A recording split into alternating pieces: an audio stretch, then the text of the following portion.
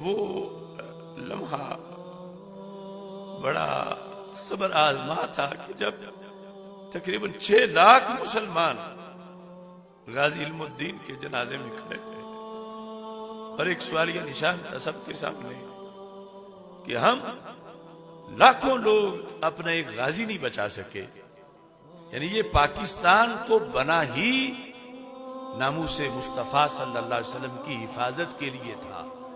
یعنی اس کے بنانے کا جو سب سے اہم پوائنٹ تھا وہ تھا جب غازی علم الدین شہید قدس سر العزیز کو انگریز کے دور میں پھانسی پہ لٹکا دیا گیا لاہور میں. تو پھر اتنے بڑے اجتماع میں دل اس طرف پھیرے قدرت نے. سب نے کہا کہ باقی کام پھر بعد میں کریں گے، پہلے ہم اپنا دیس حاصل کریں تاکہ ہمارے غازیوں کو پھندے پہ تو کوئی نہ چڑھائے. یہ تھی تیزی آئی جو تحریک پاکستان میں، اور پھر اس کے چند سال بعد پاکستان پھر مرز وجود میں آیا. بنا ہی تاکہ ناموس مصطفیٰ صلی اللہ علیہ وسلم پہ پہرا دیا جائے. اور پھر جب اڈیالہ جیل میں غازی ممتاز حسین قادری شہید کو پھندے پہ لٹکا دیا گیا تو لیاقت باغ اور گرد و نواح میں 60 لاکھ کے قریب کھڑے مسلمان پھر رو رہے تھے کہ اب تو ملک بھی اپنا تھا. پہلے تو کہتے تھے کہ ملک اپنا نہیں، انگریز حکمران ہیں. اب تو ملک بھی اپنا تھا تو غازی تو ہم پھر بھی نہیں بچا سکے. تو پھر ایک نئی سوچ آئی کہ ملک تو اپنا تھا مگر اقتدار دین کا نہیں تھا، جس وجہ سے پھر ناموس مصطفیٰ صلی اللہ علیہ وسلم کے تحفظ کے میدان میں ہمیں یہ زخم چاٹنا پڑا کہ وہ غازی اس ملک کے دارالحکومت اسلام آباد میں سحر کے ٹائم اس کو پھندے پہ لٹکا دیا گیا.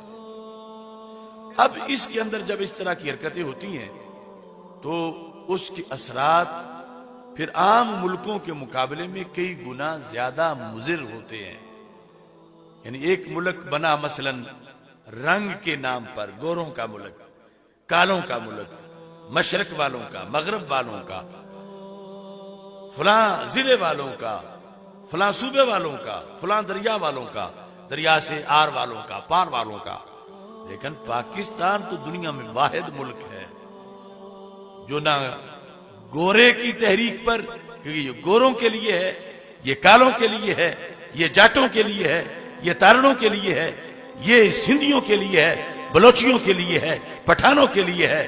یہ نعرہ کسی کا نہیں تھا. نعرہ تو تھا کہ پاکستان کا مطلب کیا؟ لا الہ الا اللہ محمد الرسول اللہ صلی اللہ علیہ وسلم. تو اتنے بڑے مشن پر ملک صرف ایک ہے دنیا میں مذہب کے نام پر. پہلی ریاست وہ مدینہ منورہ کی تھی. آج والی سعودی ریاست وہ نہیں ہے. شاید تم نے کبھی غور نہ کیا ہو وہ کیا بنے. وہاں تو یہ نعرہ بھی کوئی نہیں لگا سکتا کہ سعودی عرب کا مطلب کیا، لا الہ الا اللہ. کوئی مجھے تاریخ میں ان کے یوم وطنی کے کسی پروگرام پر کسی بچے، کسی مفتی، کسی وزیر کی طرف سے یہ نعرہ بتا دے سعودی عرب کا مطلب کیا، لا الہ الا اللہ. اور پاکستان میں ہر گلی محلے میں چھوٹا سا بچہ بھی بولے گا پاکستان کا مطلب کیا، لا الہ الا اللہ محمد الرسول اللہ صلی اللہ علیہ وسلم. تو یہ کوئی چھوٹی بات نہیں، یہ بہت بڑی بات ہے کہ ہم اس دیش میں رہتے ہیں. سعودی ملک ایک خاندان کی حکومت ہے، وہ کلمے کی حکومت نہیں. اس ملک کو بنانے میں کلمے کا دخل نہیں، ایک خاندان کا قبضہ ہے برطانیہ کی مدد سے. پھر جس طرح جدھر جدھر دیکھتے جاؤ قومیتیں ہیں کہ فلاں لوگوں کا دیش ہے، پٹھانوں کا ہے، فارسی والوں کا ہے، پنجابی والوں کا ہے، اس طرح کی صورتحال. لیکن پاکستان پورے کا پورا اس کا ایک ہی مقصد ہے کہ پاکستان کا مطلب کیا، لا الہ الا اللہ محمد الرسول اللہ صلی اللہ علیہ وسلم۔ اب اس دیش میں جب ایسے کام ہوتے ہیں اور ایسے حکمران ہوتے ہیں تو پھر نقصان بھی کئی گنا زیادہ ہوتا ہے۔ غازی صاحب رحمۃ اللہ علیہ کی شہادت کے بعد دبئی میں مصلح سنانے گیا تو بھارت کے بہت سے علماء میرے ساتھ آ کے ملے۔ انہوں نے ایک واقعہ بتایا کہ ہمارے ہاں توہین رسالت کا ایک کیس ہو گیا تو ہم نے احتجاج کیا۔ تو جب ہم نے احتجاج کیا تو حکومت نے بڑی سختی کی ہم پر۔ اس کے بعد ہمیں مذاکرات کے لیے بلایا گیا۔ کہتے ہیں مذاکرات میں ہم جب بیٹھے تو ہمارے پاس ان کی دلیل کا کوئی جواب نہیں تھا۔ انہوں نے کہا تم نے دین کے نام پر ہم سے حصہ اپنا علیحدہ لیا ہوا ہے، جسے پاکستان کہا جاتا ہے۔ جو تم نے دین کے نام پر اپنا حصہ لیا، وہاں پر تو ناموس رسالت کا پہرے دار سولی پہ لٹکایا گیا، تو یہ تو تمہارا حصہ ہی نہیں۔ یہاں تم ہم سے کیا مطالبے کرتے ہو؟ جو تم نے دین کے نام پر، کلمے کے نام پر لیا، وہاں تو تم اپنا غازی بچا نہیں سکے اور تم یہاں ہم سے باتیں کرتے ہو۔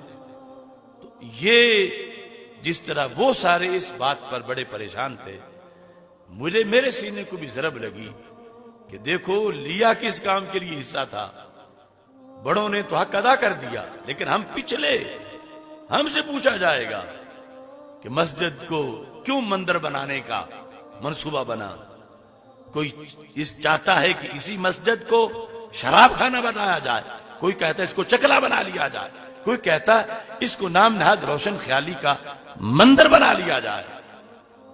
لیکن ہم لبیک یا رسول اللہ صلی اللہ علیہ وسلم کی صدا بلند کرتے ہوئے اس مشن پہ ہیں کہ یہ مسجد ہے تو قیامت تک مسجد ہی رہے گی انشاءاللہ۔